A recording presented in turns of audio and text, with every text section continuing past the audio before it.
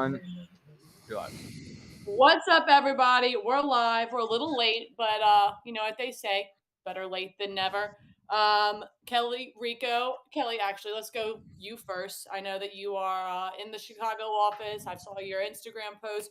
You've been giving everybody a tour. I think you might have done the dog walk today, and all because your shit might be blown in Florida. How are we feeling?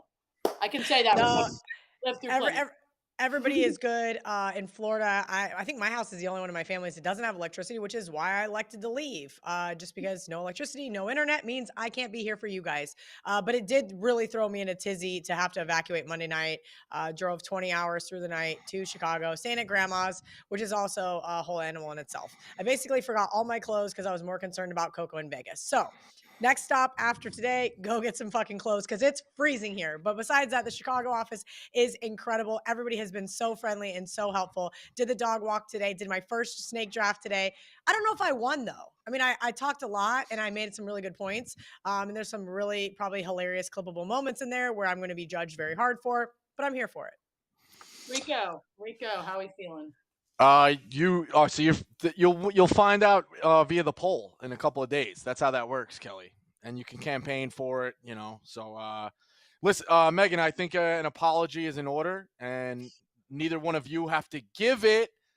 I should be wearing a sign that says I'm an idiot for celebrating Wazoo a little too Oh early. yeah. I know. I wasn't gonna I bring that up because otherwise Yeah. I'll be angry at you this entire Oh show. no. I'm I'm working on this thing. apologizing. I told the Yeah. dog walker No. this, guys. I'm gonna work on being a nicer, more caring and loving person. And so instead Right. of just completely castrating you live on air, I'm just not gonna say anything about it.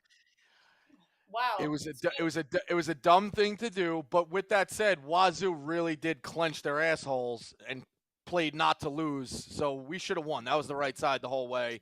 That's what happens. These teams play not to lose, and that's how you blow a 12-point lead in 5 minutes. So and Um, give them the ball back with no time off the clock. So I screwed up. I want to apologize to all the Wazoo moneyline backers. Definitely was the wrong thing to do, but. on that same note, I'd like to segue, whether it was Booze, Jack, or Jake, whoever clipped me saying, does Jameis Winston fucking suck? I had such a bad weekend last week. I lost so much money. The fact that y'all clipped me when I was down that bad and then had to post that for the state of Louisiana, all three of you deserve a fucking swirly. And the next time I come to New York, I'm going to go give it to you. So, Jameis doesn't suck. He's serviceable. He's hurt bad. I was down bad. Do not clip me next time when I'm down that bad, or else again I will not murder you all because I don't want to go to jail. But I'm in a much better mood today. So apologies to the state of Louisiana. Apologies to James Winston. Apologies to my bank account. But on that note too, I want to talk to the great people where they should be putting their money whenever they do win it, which we will win back some this week, and that's Skrill. Coming soon to the Barstool Sportsbook, Skrill is a digital wallet perfect for gamblers. Skrill is for money movers and money makers, allowing you to instantly deposit and withdraw your money. Sophisticated gamblers like the three of us use Skrill to manage our bankroll, whether we're playing games like poker or betting our favorite sports. It's one of the safest and most secure digital wallets. And once it's part of the Barstool Sportsbook, you'll be able to deposit and withdraw instantly and without limits. Skrill also lets you transfer money to another Skrill member and take advantage of some of the best money transfer rates around. Make sure you sign up at skrill.com/barstool. That's skrill.com/barstool to create your free account and complete the sign account verification by clicking follow the game after registering so that you can start using your digital wallet today. Okay. Hopefully everyone's using Skrill because as I said, it's the best digital wallet around. So should we go ahead and start off with Thursday night picks? Because if you guys are ready, I'm ready. I played a parlay plus tonight because I did not know what to do with this spread. I don't know about either one of you guys, but I sat here and last night and this morning, I mean for hours, just going back and forth. And you know what you say, Kelly? Think long, think wrong. And I thought so fucking hard and so long about this game that I just ended up going with a Bengals money line and Jamar Chase over 5.5 receptions. So that is my parlay plus tonight. You'll see in my 60-second bets later. I'm kind of regurgitating, but I'm terrified of Miami after what they did to the Patriots, coming back on the Ravens after beating the Bills. Fucking terrifying. But they're on a short week. They're banged up. They're headed to Cincinnati. The jungle should be loud. They have the new uniforms. It's a wide out. I'm not saying that, Joe Burrow will have his swag back, but I feel like if there's anything that can get a guy from LSU going, not from LSU, but, a graduate and, natty winner, Heisman guy from LSU, it's a uniform. Uniforms are tight. So I like the Bengals money line there. And as I said, the receptions by Jamar Chase. In 3 of his games, he's gone over the 5.5. Besides one of those games, he had 5 receptions. So I mean, we were right. We were right there. A lot of people are saying T. Higgins is going to be the guy to look for targets tonight. But look, I think they're going to share the load, if you will, like Kelly and I do here on Money Shots. That's disgusting. But go ahead, Kelly. What do you think of the game tonight before you bring it down to Rico? My God, Megan, share the load. That one's gonna get clipped next. Look, remember when we started the year, I told you, like, be careful, this Bengals team. They exceeded expectations not only in the stat line, but on the football field. Since 2019, when teams started off 0-2, all 27 of them have missed the playoffs. So I think Cincinnati knows that. And last week was a must win. Obviously, they beat up on the Jets. This week is a must win. So I don't hate your money line play, but I'm not going to advocate for that just because it's just not in my wheelhouse. I like the parlay plus idea, though. I keep forgetting I'm in Chicago and I can bet at the Barstool Sportsbook. So maybe I'll throw one together for a fun flyer. But I'm looking at this total here, right? Where you brought up the Dolphins. The Bills just choked away that game on multiple occasions, right? And not saying that Tua's not 100%. Obviously, we know that he got knocked out of the game. They put him back in. They were able to get the win. I'm going to go ahead and guess he's okay. I know that a lot of people were speculating whether he was going to play tonight or not. I think it's built into this line. I do have to say that even if he is out, like let's say he gets knocked out, Teddy Bridgewater is going to be fine. I know what we saw from Teddy Bridgewater in Denver was not great, but I think he'll be fine, especially as an underdog. We know he's been good. So push the side in the other direction. I think this is going to be a fucking shootout, Megan. And we know how these primetime unders have been, and it has been absolutely insane. But I do think tonight isn't sharp they have been on the number. The numbers have been dead on. And that's what scares me here. So I'm late to the party on the over, just like I was late to the party a couple Mondays ago on the under. So instead of overthinking this, as you mentioned, I've been, kind of perusing through, trying to figure out what I wanted to bet on tonight. And I'm going to take a page out of Megan's book and just instead of going full game, because I do think that this one has gotten pushed out of reach, I'm going to take the first half over. I think we're going to see both these teams come out firing early and often. And that's just the easiest way I can see this, because I do think that I am too late on it. It is a little juice to the over, 23.5 minus 124 at the Barstool Sportsbook, but I see this being like a 17-14 half. This is going to be an absolute monster of a game, at least early on. And like I said about that Bills game, right, where that all of a sudden just drop off in the second half, I can see that where the defenses start to step up, even though I do know that Miami is going to be able to get pressure on Joe Burrow, just as everybody else has. I don't think that they're going to be able to do it as well as some of these other teams that are more defensively minded. Miami's not that defensively minded. Bengals, okay on defense, and it's just not good enough for me to bet a side, but I do like the first half under 23.5. All right, Rico, I saw y'all put together a parlay plus over on the other gambling show from, Brandon Walker. He has some pretty good stuff, I guess. Who's that? What are you on? I like how I'm like Switzerland here. I do truly get along with everybody, but I'm watching just bombs come Wait, back. whoa. That's the guy whoa. like 75% of fucking people Wait block. until you watch All the right. dog walk. You're going to love my Rico comment on there. Will I? Because I don't know. Usually your comments are pretty negative. I get along with everybody who's still here. Put it that way. For the most part. Doesn't Nadeau work there again? Who? Megan's pushing. It's like don't wake daddy. She's hitting the thing, and like it's that old game when the guy wakes up. Burrow over 1.5 passing touchdowns.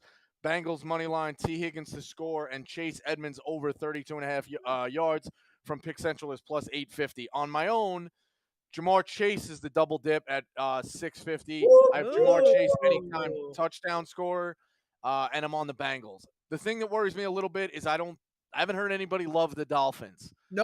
Nobody, not a single soul have I I heard play know, the yeah, Dolphins. so I'm starting to worry about that, but sometimes the public does win, and it does look like the public wins early, so we'll see. The point you made, Kelly, too, under in these prime times.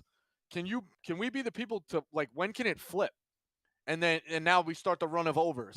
You know what I mean? It's a I mean, it dangerous. hasn't flipped since I 2019. It okay, yeah, really fair hasn't. enough. It's I been know. on a run, but I do think obviously regression to the mean is coming. I unfortunately don't have the crystal ball to predict that.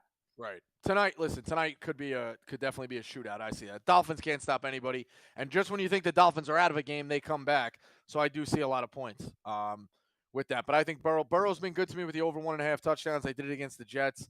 I like Jamar Chase for them to get a touchdown. It seems like they work Mixon. Mixon's like the running back in Varsity Blues. They run his ass down to the 20 and stop giving him the ball for touchdowns. Just seems like they throw it. So hopefully Burrow and Chase get me through, and I'm looking forward to a pretty entertaining game. If Tua is healthy, I think it's going to be high scoring and entertaining. Well, I love that because with me having Chase having over 5.5 receptions and you on the double dip, that's 2 catches right there for Yep. me. That's 2 there for you. Bengals money line, we'll shake on it. You have them with the points as well, at the spread as well, right? So look, it's Yeah, all I have straight myself, and then yeah. okay, well then we can all be happy. I love that for us. I love that we have to go into this next segment, die on a hill, because generally this is where some of the arguments happen, or some of the egregious clipping gets done. But I really don't have that hot of a take this week. But my die on a hill is that polls are for strippers, and I absolutely hate the college AP poll. And I think Oh, that that's a different kind of poll.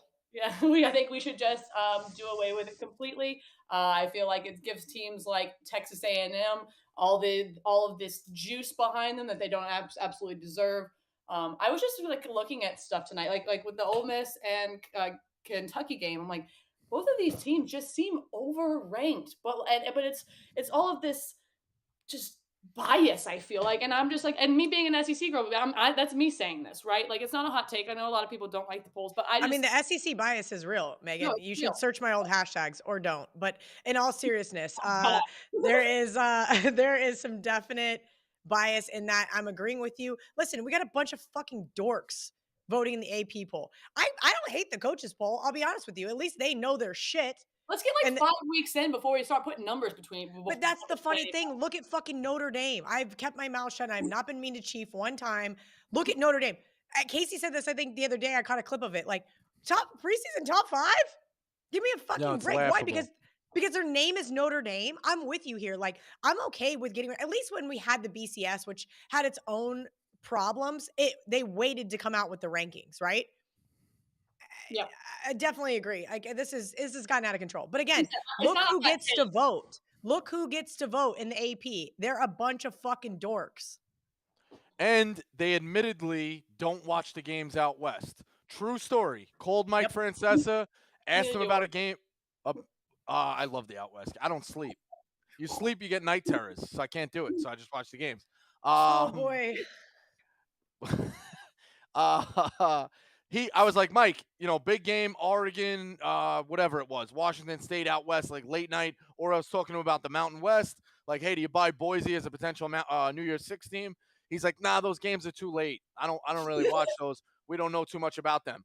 Well, Grow your up. vote, yeah, you're a top 25 voter. You're a Heisman voter. So like, that's where it's fucked up. Like, we're not getting the quick solution to me would be do a preseason ranking if everyone wants to sell the magazines and be excited about it, and you have Notre Dame at 5.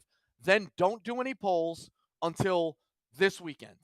After this weekend, beginning of October, now we decide, okay, who has truly been the 25 best teams this year?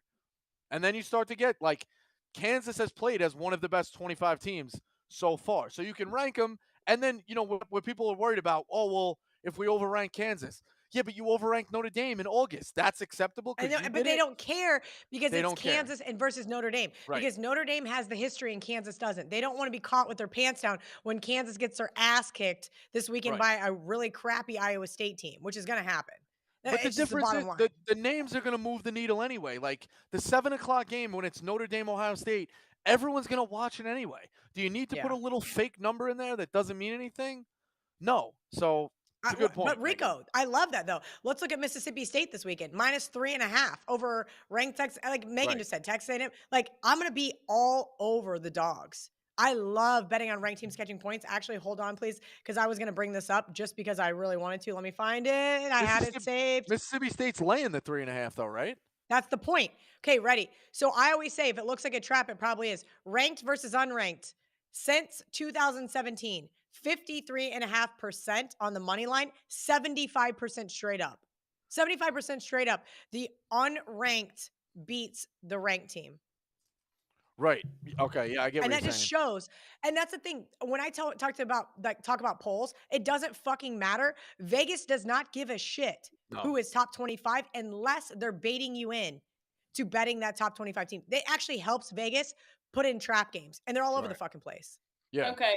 Before all of us die on this hill together, because obviously I've brought up a very passionate point. Rico, didn't you have something to die on Yeah, today? die on a hill. I'm getting a little bit of slack for it because Big Cat's like, oh well, you're basically just saying it's a fun conference. I'm like, yeah, I am. To me, I'm going to die on this hill. The Big 12 is probably not going to have a playoff team, but in terms of good games, compelling television, and a true conference championship race, meaning teams that's what they're competing for, a conference championship like the SEC, right? Who can win? Bama, Georgia, maybe Tennessee. Who Yeah, can win the maybe. Doubt ACC? it. We're gonna find out with Clemson. Miami looks like Wake, shit. Notre NC NC State, yeah, State. like Yeah. right there. Pac-12, it's a little bit deeper than you think. But the USC, Washington, maybe UCLA. Oregon, maybe, yeah, UCLA, maybe, like what? It's kind of right there.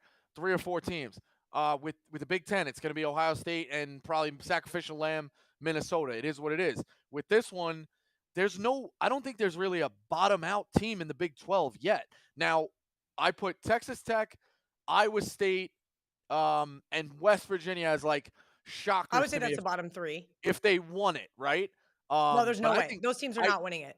100%. I do think West Virginia could beat Texas this week, and I from agree that, with that. it would kind of shock me if Texas and Kansas won the conference just because of Texas is already in the hole. They have injuries, and Kansas, let's face it, they're probably Neither not one of running those the two are table. winning. It's All a Fair enough. four-horse race. Visualize It's a themselves. four-horse race. Tell me the difference between the 5 of Oklahoma State, Oklahoma, TCU, Baylor, and there's one I'm forgetting.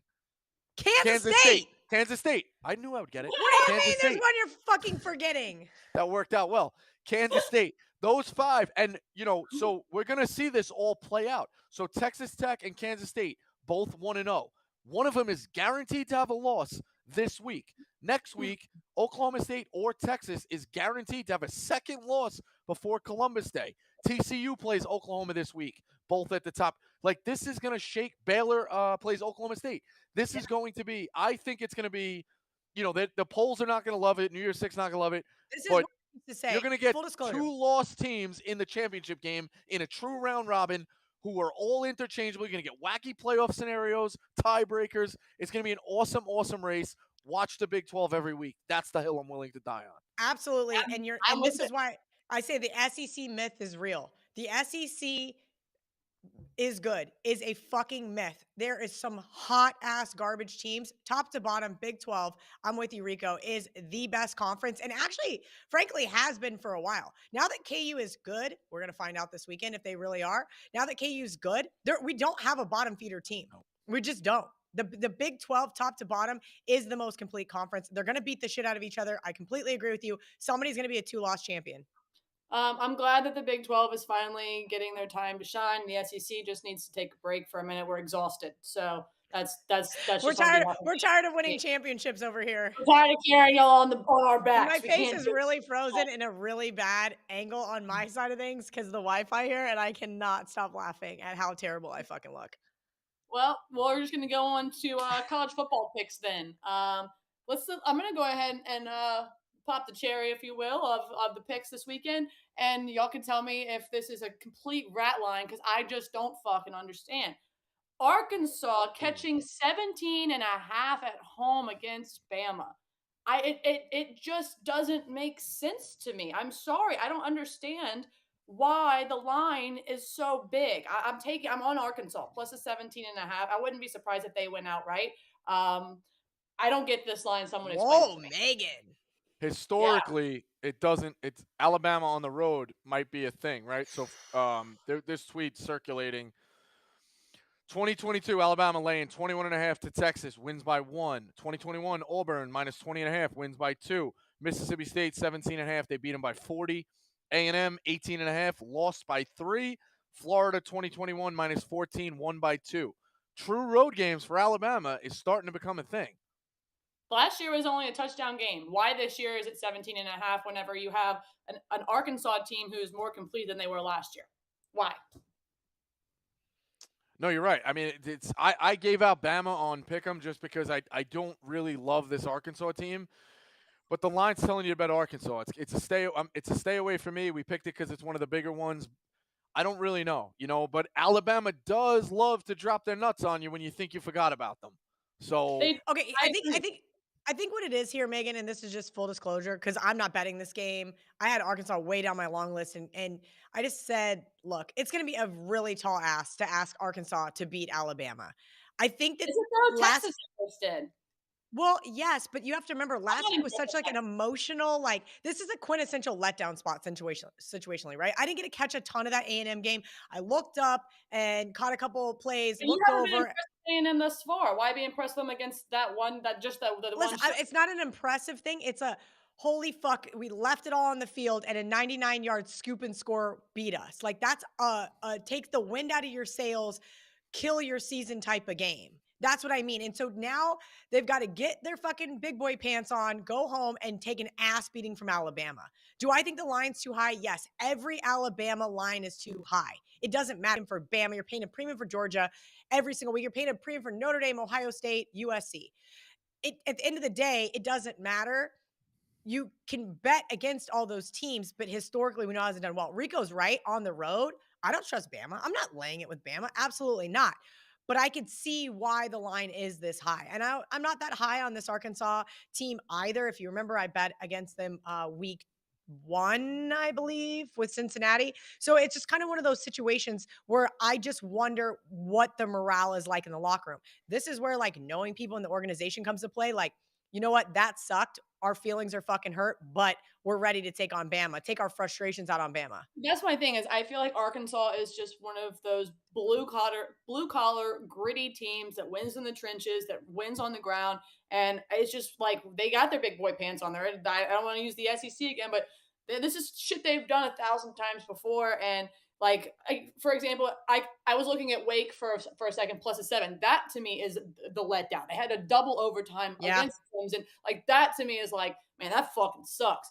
Meanwhile, I feel like A&M almost won that game twice instead of Arkansas actually losing it, if it makes any sense. But that's neither here nor there. I'm on Arkansas plus a 17.5. I think it's fishy as hell, and I think Arkansas might even, as I said, win outright. That's my first pick. Kelly, let's go with you, and then hop down to Rico and see if what he's on for the week. Megan, I totally agree with you, Wake. I had Wake on my long list. I wanted to make a case for this team. I may still play them plus a 7. Who the fuck is Mike Norvell to be laying 7 points here? I get it. FSU has snuck out a win, which they almost choked away against your team, and did the same thing in Louisville.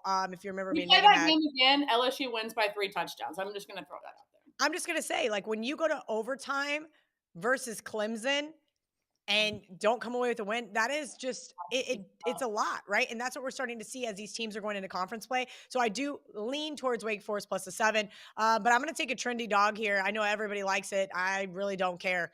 I like Kentucky plus a 7 here. I think that I think they went outright. Yeah, I do too. They're going to be my parlay. They are my best bet for college football Saturday. It's not the offense that I'm concerned with, even though Chris Rodriguez is coming back for Kentucky. I think this is going to be a low-scoring game. I think that we expect Ole Miss to run the ball, but guess what? That Kentucky defense has only allowed 3 TDs all season. I know winning in Oxford is going to be really hard, but guess what? The same Wildcats team just won for me. There's no fans. Well, that's what Mincy said. So my thing was I text Mincy. No, that's what Lane Kiffin said. No. He said that Kiffin called them out, and now he's going down there to try to rally the fans. I don't necessarily know if it's going to mean this week, but I'm going to tell you this right now. That's not much of a home field environment for me. And this is a Kentucky team. Like I said, they won for me like 3 weeks ago in the Swamp. Everybody was like, "You're crazy. They haven't won in the Swamp in decades." Well, guess what? This is a really solid offensive team. I think their defense is good enough to keep them in this game. I could see this being like something ridiculously low. 17-14 final. Either team, I would not be surprised. I know everybody's talking about these high-flying offenses, but I just don't see it in this game. If Kentucky wins this game, it is a ground and pound, low-scoring type game. I agree 100%. Rico, what's your first bet to give us? I know you said you were Yeah, on Bama pick 'em, but and that's a different show. yeah, no, Kelly, to touch on it too, like you talk about what do you really know about these teams? Like I'm on Ole Miss, but admittedly, haven't seen much other than highlights this year on them. Like, and who have they played? It's not really telling us the story. But all of a sudden, they're the 14th best team in the country. Like that's where the SEC bias really does come in. My best bet of the weekend would be this: Kent State, Ohio over. The line has now dropped. I locked it in at 68.5. I knew it was going to be something fucking obscure.